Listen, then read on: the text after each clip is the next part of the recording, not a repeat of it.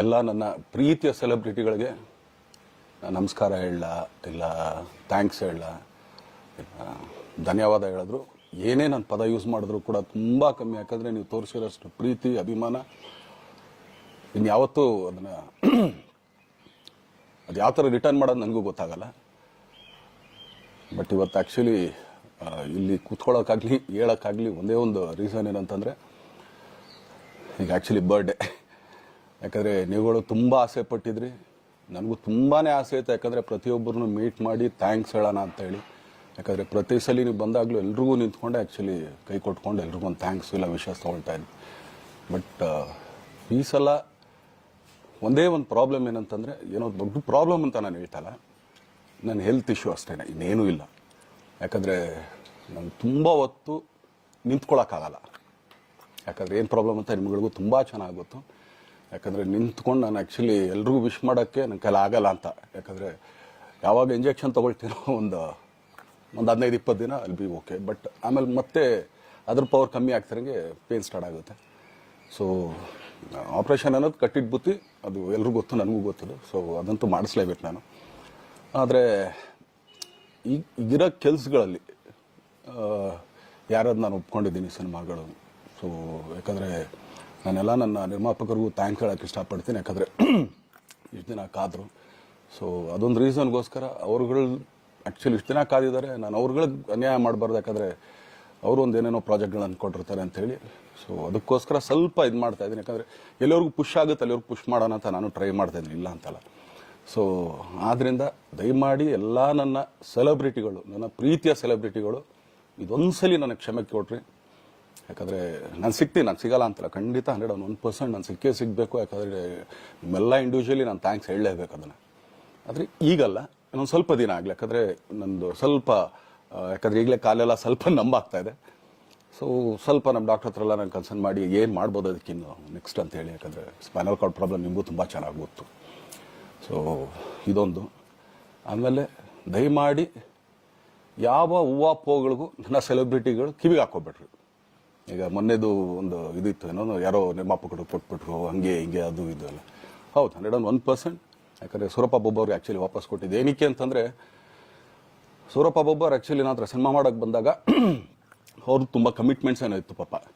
So cinema ಆದರೆ ನನ್ನ commitments ಎಲ್ಲ ಇದಾಗುತ್ತೆ ಅಂತ. ಯಾಕಂದರೆ ಇಂಡಸ್ಟ್ರಿಲಿ ನನಗೆ ಗೊತ್ತಿರೋರೊಬ್ಬರು ತುಂಬ ಪರಿಚಯ ಇರೋರು, ಅವ್ರನ್ನ ಕರ್ಕೊಂಬಂದು ಹಿಂಗಿದೆ ದರ್ಶನ ಮಾಡೋಣ, ಸರಿ ಅಣ್ಣ ಮಾಡ್ಕೊಡ್ತೀನಿ ಅಂತ. ಬಟ್ ಈಗ ಆ್ಯಕ್ಚುಲಿ ಈಗ ನಡೆದಿದ್ದು ನಿಮಗೂ ಗೊತ್ತು. ಯಾಕಂದರೆ ಟೈಮೆಲ್ಲ ವೇಸ್ಟ್ ಆಗೋಯ್ತು. ಈ ಟೈಮಲ್ಲಿ ಮತ್ತೆ ಅವ್ರ ದುಡ್ಡನ್ನ ಇಟ್ಕೊಂಡಿದ್ರೆ ಪಾಪ ಅವ್ರಿಗೆ ಇನ್ನೂ ಕಮಿಟ್ಮೆಂಟ್ ಜಾಸ್ತಿ ಆಗುತ್ತೆ. ಸೊ ಅದಕ್ಕೋಸ್ಕರ ಸರ್ ನಿಮ್ಮ ಕಮಿಟ್ಮೆಂಟ್ ತೀರಿಸ್ಕೊಳ್ಳಿ. ಸೊ ಮುಂದಕ್ಕೆ ಒಂದು ಒಳ್ಳೆ ಸಬ್ಜೆಕ್ಟ್ ಸಿಗ್ದಾಗ ಖಂಡಿತ ಮಾಡೋಣ ಅಂತ ಅಷ್ಟೇ. ಆಮೇಲೆ ನಾನು ಪ್ರೇಮ್ ಖಂಡಿತ ಸಿನಿಮಾ ಮಾಡೇ ಮಾಡ್ತೀವಿ. ಯಾಕಂದರೆ ಅದು ನಮ್ಮ ಗುರುಗಳು, ಹಾಗೇನೆ ನನ್ನ ಪ್ರೀತಿಯ ಸ್ನೇಹಿತೆ, ಅದು ರಕ್ಷಿತನ ಆಸೆ ಅದು. ಸೊ ಇಲ್ಲ ಮಾಡೇ ಮಾಡೋಣ. ಸೊ ಬಟ್ ಒಂದೇನಂದರೆ KVN ಪ್ರೊಡಕ್ಷನ್ಸ್ ಅವರು ಪ್ರೊಡಕ್ಷನ್ ಮಾಡ್ತಾ ಇದ್ದಾರೆ.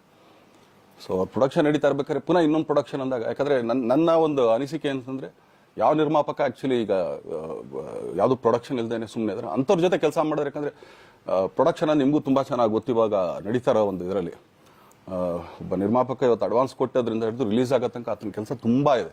ಬರೀ ದುಡ್ಡೊಂದು ಹೊಂಚೋದೇ ಅಲ್ಲ, ಸೊ ಎಲ್ಲ ಇದರಲ್ಲೂ ಕೂಡ. ಸೊ ಆದ್ದರಿಂದ ಅಷ್ಟೇ, ಇನ್ನು ಅದು ಬಿಟ್ಟು ಇನ್ನೇನು ಆ ಥರದ್ದೇನಿಲ್ಲ. ಸೊ ಇದೊಂದು ನಾನು ಹೇಳ್ಬೇಕು. ಆಮೇಲೆ ನಿಮ್ಮ ಪ್ರೀತಿ, ಅಭಿಮಾನ, ಪ್ರೋತ್ಸಾಹ ನನ್ನಂಥವ್ರ ಮೇಲೆ ಇರೋದಕ್ಕೆ ನಾನು ಯಾವತ್ತೂ ಚಿರಋಣಿಯಾಗಿರ್ತೀನಿ. ಯಾಕಂದರೆ ನಿಮ್ಗೆ ಯಾವುದೇ ಕಾರಣಕ್ಕೂ ಏನಂತಾರೆ ಅದನ್ನು ತೀರ್ಸೋಕ್ಕೆ ನನ್ನ ಕೈಲಾಗಲ್ಲ. ಯಾಕಂದರೆ ನೀವು ಕೊಟ್ಟಿರೋಷ್ಟು ಪ್ರೀತಿ, ಆಮೇಲೆ ಪ್ರೀತಿಗಿಂತ ಹೆಚ್ಚಾಗಿ ಒಂದು ಸಪೋರ್ಟ್ ಅಂತ ಹೇಳ್ತಿರಲಿಲ್ಲ. ಇವಾಗ ಆ್ಯಕ್ಚುಲಿ ಸ್ವಲ್ಪ ಚಾರ್ಜ್ ಹಿಂಗೆ ತಿರ್ಗೋಗಿದೆ. ಬಟ್ ಆದರೂ ಇವತ್ತು ಹಿಂಗೆ ನಿಂತ್ಕೊಳ್ಳೋಕ್ಕೆ ಹಿಂಗೆ ಸಪೋರ್ಟ್ ಕೊಡ್ತಾ ಇದ್ರಲ್ಲ.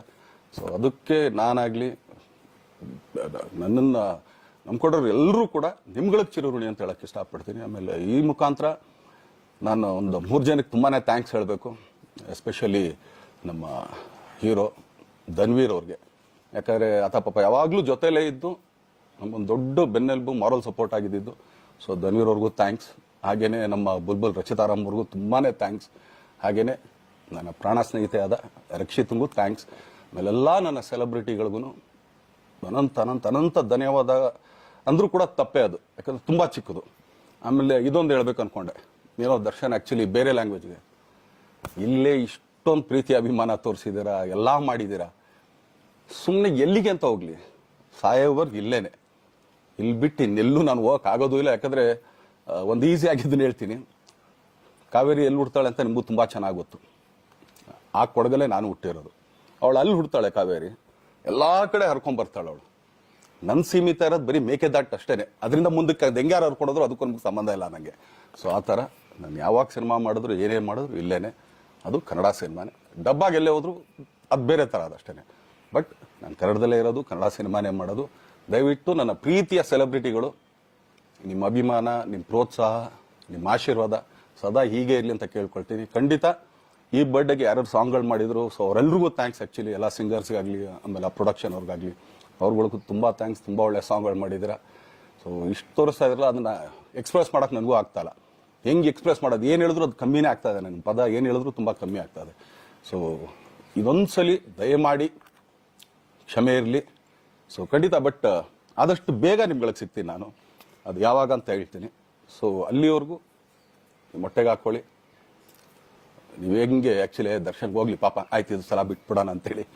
ಸೊ ಈ ಸಲ ಬರ್ಡೇಗೆ ನಾನು ಸಿಗಲಿಲ್ಲ ಅಂತಂದಕ್ಕೆ ದಯಮಾಡಿ ಇದೊಂದು ಕ್ಷಮೆ ಇರಲಿ.